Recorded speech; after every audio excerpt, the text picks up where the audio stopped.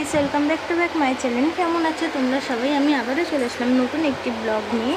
তো আমি এখন বেরিয়েছি একটা জায়গায় যাওয়ার জন্য। আর আমার ছেলে কোথায় গেল? কোথায় এখন দেখতে পাচ্ছি না ওকে, জানি না কোথায়। এই তো কোথায় গেছিলি বাবা? খুঁজে পাচ্ছিলাম না।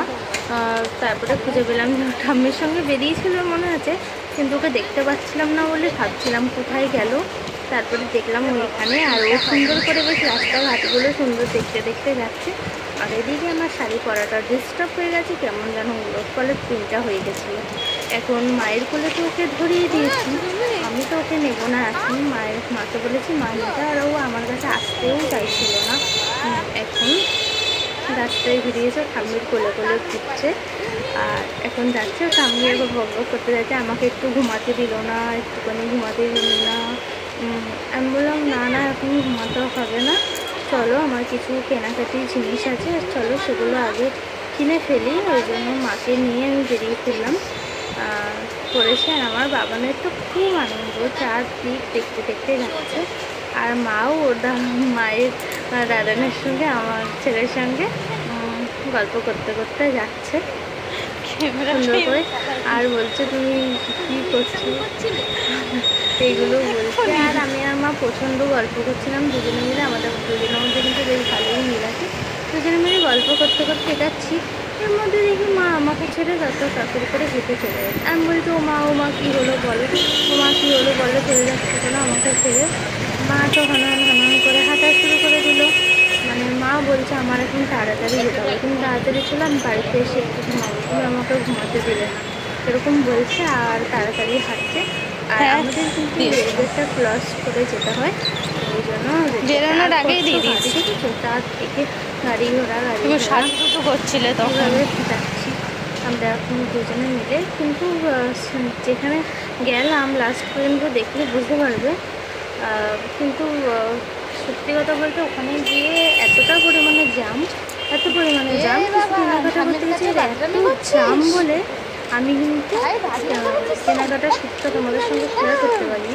আর দেখো মায়ের কোলের ওপর উঠে সে দাঁড়িয়ে পড়েছে, দাঁড়িয়ে দিয়ে যাচ্ছে। মানে ও বসবো না, আর মাকে মাঝে মাঝে মেরেও দিচ্ছে কিছু করার। আর ওরকম করতে, আর এই ক্লিপটা সোজা নেওয়া হয়ে গেছিলো, ওনাদের শ্যুটের জন্য নিয়েছিলাম, বাট এর সঙ্গে জয়েন্ট হয়ে গেছে বলে ওটাই শেয়ার করে দিলাম। অনেকটাই কিন্তু এটা এর মধ্যে ও দাঁড়িয়ে দাঁড়িয়ে যাবে, দাঁড়িয়ে পড়েছে এরকমভাবে যেতেও ভালো লাগবে, মাঝে মাঝে আমি বললাম ঠিক আছে চল। তারপরে কিন্তু কিছুক্ষণের জন্য আমিও নিয়ে নিয়েছিলাম, কিন্তু সেটা আর শ্যুট করা হয়নি।